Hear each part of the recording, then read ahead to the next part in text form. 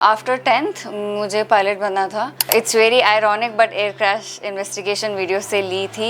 Hyderabad based aviation academy है। नवंबर 29th 2023 that was my first flight. Financial strong रहना ज़रूरी नहीं है, अगर आपके पास पैशन है एंड आपको 100% करना है तो अल्लाह ताला कैसा भी आपके लिए रास्ता बना देते। लोगों का काम है बोलना, जब ड्रीम्स ही नहीं देखते तो आगे बढ़ने की सोच ही नहीं रहती ना। लड़का और लड़की में काफ़ी ज़्यादा फ़र्क महसूस किया जाता है। Girls are way more capable of achieving actually greater things in life. अगर आपके पेरेंट्स फ्रेंडली रहें तो जाहिर सी बात है कि बच्चा भी ओपन अप होता उनके सामने एंड बहुत लोगों के ड्रीम्स एक्चुअली कबूल होते। तो गिव इट अ ट्राई, पहले ही हार मत मानो। Determined, focused and hard work. नाज़रीन, आपने मिसाइल मैन का नाम तो सुना ही होगा, डॉक्टर APJ अब्दुल कलाम। और उनका एक कौल मुझे यहाँ पे याद आ रहा है, ख्वाब वो नहीं जो आप नींद में देखें, ख्वाब वो है जो आपकी नींदें उड़ा दे। तो यहाँ पे ये कॉल ये सादिक आता है हैदराबाद की एक बेटी पर जो पेशे से एक पायलट है, और ये हैदराबाद की बेटी एक मुस्लिम परिवार से बिलोंग करती हैं और इनका नाम है नोहा नसर Khan.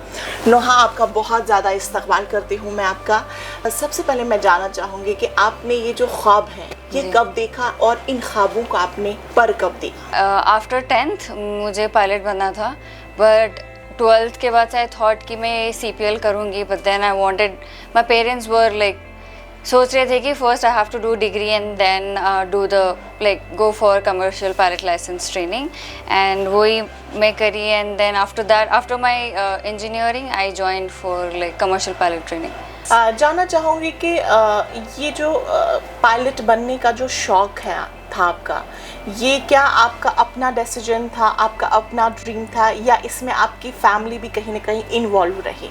It's very ironic but air crash investigation video से ली थी।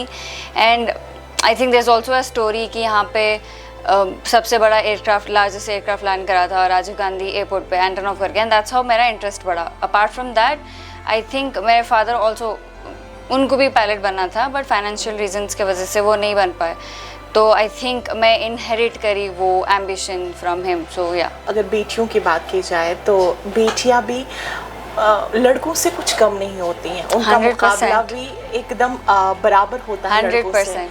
तो ऐसे में लड़कियां जो होती हैं वो काफ़ी ज़्यादा इमोशनल हो जाती हैं, ये सोच के कि हमें जो पेरेंट्स के ख्वाब थे उन्होंने पूरे नहीं किए, लेकिन हम उनके ख्वाबों को पूरा करेंगे। तो क्या आपके मन में कहीं ना कहीं ये बात छुपी थी कि अगर मेरे पापा ने इस ख्वाब को पूरा नहीं किया, but I will be the one yes who make it true? yes, that is true. I think वो बिल्कुल था मेरे में करने के लिए कि अनफॉर्चुनेटली उनसे नहीं हो सका ड्यू टू फाइनेंशियल रीजंस में भी, तो मेरे को करके दिखाना है, बिकॉज अल्हम्दुलिल्लाह से पेरेंट्स थे सपोर्टिव एंड सिबलिंग्स भी बहुत सपोर्टिव थे। तो यस, जब आपकी जो एक स्टार्टिंग लेवल थी, स्टार्टिंग लेवल में आपने कहाँ से शुरुआत की, कौन सा आपका फर्स्ट एकेडमी रहा, कहाँ पे आपने ज्वाइन किया?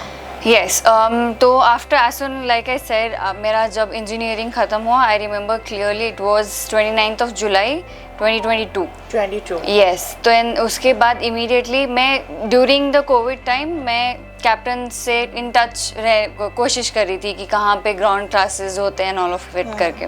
ये कौन सी एविएशन थी जिससे आपने इस की शुरुआत की? Yes, it's V2 aviation academy. V2 yes, Hyderabad based aviation academy है। एक्चुअली मेरे एक कैप्टन है, मेरे फादर के close friend captain Salim sir करके, तो उन्होंने रिकमेंड करे थे कि कैप्टन मुर्तज़ा यहाँ पे क्लासेस लेते हैं, there is this academy called V2 aviation academy, and through उनके I got to know about this. Later on I joined V2 aviation academy. I think that's the best decision that I took for my myself कितना ज़्यादा amount वहाँ पे देना पड़ा?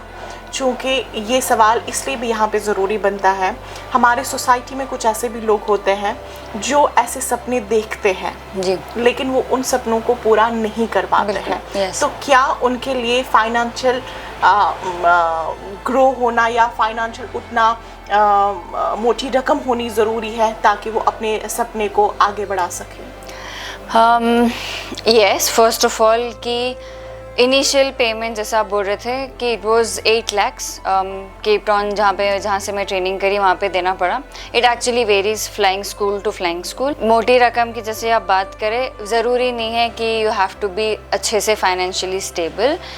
There are many loans to be honest. Student loans पे भी आप जा सकते हैं.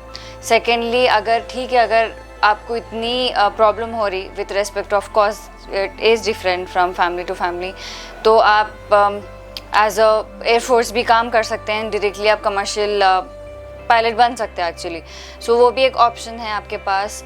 अदरवाइज़ हाँ, ऐसा फाइनेंशियल स्ट्रांग रहना ज़रूरी नहीं है. अगर आपके पास पैशन है एंड आपको 100% करना है तो अल्लाह ताला कैसा भी आपके लिए रास्ता बना देते. एक्सपीरियंस आप बताइए कि कब, जब आपने एविएशन में पूरा अपना जो कोर्स जो है वो कंप्लीट किया, तो कब आपने फर्स्ट फ्लाई किया and what was your excitement? तो फर्स्ट फ्लाई में इंसान को एक अलग ही तरीके का वो जोश होता है. Yes, it was 2023 November 29th 2023.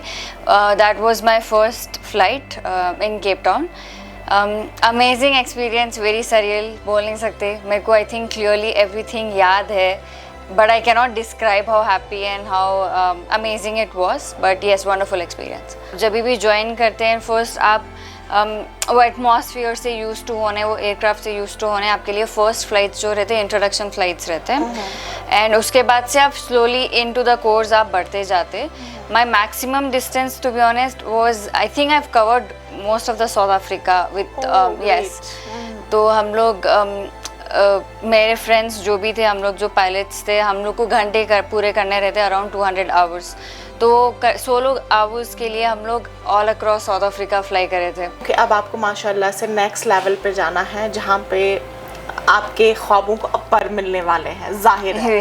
तो किस तरह की आप एक्सपेक्टेशंस रखती है और आफ्टर 5 years आप खुद को कहाँ पे देखना चाहेंगे? नेक्स्ट 5 years में I want to see myself in Qatar airlines. That's my favourite airline and that's the dream. Currently my plan is to, एक वैकेंसीज जो आते हैं एयरलाइंस के, तो उसमें बैठने का है. एंड देन फिर इंशाल्लाह जहाँ पे भी जॉब लग गई तो will work. And then end goal is to join Qatar airlines. या तो नेक्स्ट 5 years में इंशाल्लाह I am trying to be in Qatar airlines. Within your country क्यों नहीं रहना चाहिए? Why you want to go abroad? That's my favourite airline actually. यहाँ पे बहुत सारे अच्छे एयरलाइंस है, ऑफ कोर्स मैं डिनाई नहीं करती हूँ. There must be some reason. Yes, तो उनके पास एयरक्राफ्ट 777 है, बोइंग 777, जो इंडिया में नहीं है वो एयरक्राफ्ट. तो मेरे को 777 उड़ाना, बोइंग 777. आई थिंक जो एविएशन में है उन लोग को समझ नहीं आता कि दैट्स द बिगर एयरलाइन जो इंडिया में है कंपैरेटिवली. चैलेंज उनसे आपने कैसे फेस किया? एक्चुअली मैं ऐसे चैलेंजेस फेस नहीं करी अल्हम्दुलिल्लाह से, because both of my parents बहुत एनकरेजिंग है माशाल्लाह से. तो हाँ, रिलेटिव से तो बहुत ज़्यादा सुनी थी कि नहीं मत करवाओ, नोबडी, मतलब अच्छा पेशा नहीं है एंड ऑल ऑफ इट करके. But my parents were ready to listen to me and उन लोग की तरफ से कुछ ऐसा कुछ आया नहीं. तो सराउंडिंग में कई सारे ऐसे लोग भी होते हैं जो कहीं ना कहीं आप पे तंज तनकीद करते हैं. आपके पेरेंट्स को ये सब चीज़ें सुननी पड़ती हैं. तो एज अ गर्ल आपने उस चीज़ को कैसे चैलेंज ले लिया? ऐसे I never surround my self ऐसे लोगों से फर्स्टली. एंड सेकेंडली लोगों का काम है बोलना एंड वो बोलते रहेंगे, तो मैं एक कान से सुन के एक कान से निकाल देती हूँ. एंड देन उसके अलावा आई थिंक मेरे पेरेंट्स भी वही पॉलिसी फॉलो करते. एंड जितने भी 1000 लोग बाहर कुछ भी बोले, बट घर पे जो कंडीशनिंग है एंड देन जैसा सपोर्ट मेरे को घर से मिला, तो आई डोंट थिंक सो ये मेरे को मैटर करे नहीं. लेकिन साथ में आपसे ये भी जानना चाहूँगी कि आपके जो सोसाइटी में कुछ ऐसे लोग होते हैं जो अपनी लड़कियों को आज़ाद नहीं करना चाहते हैं अपने करियर को लेकर, या लड़कियां भी खुद भी करियर ओरिएंटेड नहीं होती हैं. तो क्या आपका जो लाइफ एक्सपीरियंस है, मैं जानना चाहूँगी कि आपके लाइफ एक्सपीरियंस से वो क्या वजूहात है जिसकी वजह से हैदराबाद की लड़कियाँ करियर ओरिएंटेड नहीं होती हैं? आई थिंक कंडीशनिंग घर से स्पेशली, कि उन लोग को इतना इंकरेजमेंट मिलता ही नहीं घर पे. तो वो बेसिक आई थिंक मेरा मानना ये है, जितना मैं रही यहाँ पे मेरे को लगता है कि कंडीशनिंग वैसी नहीं है लड़कियों की, क्योंकि उन लोग को शायद पहले से ही बोलते कि ऐसा पहनो, ऐसा रहो, ये मत करो, वो मत करो, ये फील्ड लड़कियों के लिए नहीं है, वो फील्ड लड़कों के लिए है ऐसा कुछ, तो शायद उनके दिमाग में ऑलरेडी आ जाता कि इतने आई थिंक ये मेरे लिए सही नहीं है, वो मेरे लिए सही नहीं है. And then it also comes from your जैसा आपके घर पे आपका ट्रीटमेंट मिलता, टू बी ऑनेस्ट. शायद मैं ऐसा नहीं बोल रहा हूँ कि लाइक हर कोई जो हैदराबाद में रहते लड़कियाँ लाइक, बट नहीं, थोड़े फैमिलीज है बिल्कुल जो भी फील्ड के लिए उन लोग को उतना फ्रीडम है चूज़ करने के लिए. बट थोड़े फैमिलीज हाँ हैं, उन लोग को पहले से ही शादी करके इतना चले जो डिग्री के टाइम पे उनकी शादी हो जाती. थोड़े लोग तो डिग्री भी कंप्लीट नहीं करते. I think they see as a burden. Maybe because of that उन लोग खुद को एज सच ड्रीम्स देखते नहीं, तो जब ड्रीम्स ही नहीं देखते तो आगे बढ़ने की सोच ही नहीं रहती ना. लड़का और लड़की में काफ़ी ज़्यादा फ़र्क महसूस किया जाता है, मतलब इन द सेंस के चाहे वो पढ़ाई को लेकर हो, चाहे घर बिजनेस वगैरह ये सब चीज़ें लेकर के हो. तो ऐसे पेरेंट्स के लिए, ऐसे ख़ानदानों के लिए किस तरह का मैसेज रहेगा? It's a difficult one, but yes, मेरा ये मैसेज है कि प्लीज़ जेंडर के हिसाब से ऐसा ऑपरेशन मत करिए आप लोग. Girls are way more capable of achieving actually greater things in life. उनके पास इमोशनल स्ट्रेंथ एक्चुअली बहुत ज़्यादा रहता है कंपैरेटिवली टू बॉयज़. तो एक बार चांस दे के देखिए, आप खुद हैरान हो जाते कि अरे मेरी बेटी ये भी कर सकती करके. ऐसा क्यों हम अपनी सोसाइटी में फील करते हैं कि there is a gender discrimination? Why not equal? What's the reason? अच्छा, तो आई थिंक वो ऑलरेडी देसी लोग के दिमाग में है कि बच्चियां आगे कुछ नहीं कर सकती. एंड उन लोग ना हर चीज़ क्या करते, घर की इज्जत बच्चियों के हाथ में दे देते एंड घर का प्रॉपर्टी लड़कों के नाम पे दे देते. I don't know why. Do you feel कि एक लड़की के लिए ही उसके खानदान की इज्जत होती है, नॉट फॉर बॉय? एग्जैक्टली, मेरा क्वेश्चन यही है एक्चुअली. आप जो प्रीवियस क्वेश्चन जो पूछे उसका आंसर ये है कि why do you guys feel, आप लोग ऐसा क्यों सोचते हैं कि आपका ख़ानदान की इज़्ज़त सिर्फ लड़कियों में है, आपकी ख़ानदान की इज़्ज़त बॉयज़ में भी रह सकती.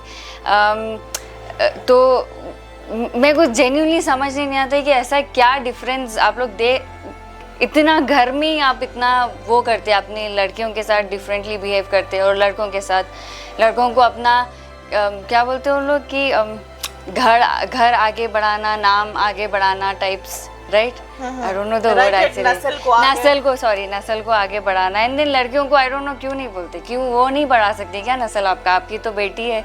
क्या मैसेज रहेगा उन यंगस्टर्स के लिए, ख़ास तौर पे मैं वुमेन्स की बात कर रही हूँ, आपकी एज की बात कर रही हूँ, जो भी लड़कियाँ हैं जो कुछ करना चाहती हैं, उन्हें क्या कुछ स्टेप लेना चाहिए और आपका क्या कुछ एक्सपीरियंस रहा, वो एक्सपीरियंस आप हमारे साथ शेयर करें? सबसे पहले ड्रीम्स देखिए, इट एक्चुअली वर्क्स एंड बहुत लोगों के ड्रीम्स एक्चुअली कबूल होते, तो गिव इट अ ट्राई.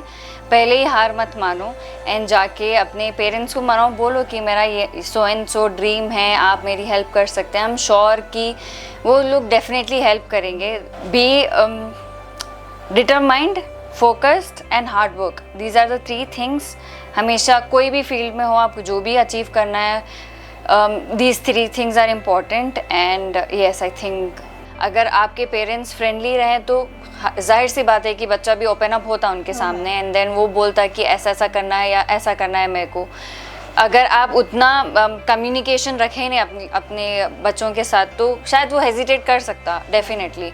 तो I think that also plays a very important role कि आई नो पेरेंट्स है एंड देन बच्चे, बट वो friendly communication is really important. अगर वो कम्युनिकेशन है एंड देन वो फ्रेंडली वाइब है तो आई थिंक बोथ जनरेशन्स की तरफ से अंडरस्टैंडिंग रहना इंपॉर्टेंट है, क्योंकि हम लोग के पेरेंट्स कोई दूसरे जनरेशन से आते एंड देन हम लोग का जनरेशन इज़ कम्प्लीटली डिफरेंट, जहाँ पे मोबाइल फ़ोन्स टेक्नोलॉजी इतना फास्ट फॉरवर्ड हो गया.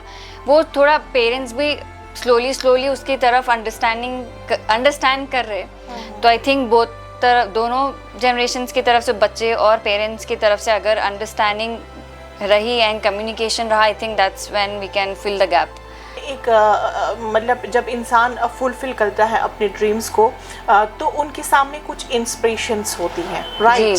तो आपके लाइफ में भी कुछ इंस्पिरेशंस रही होंगी.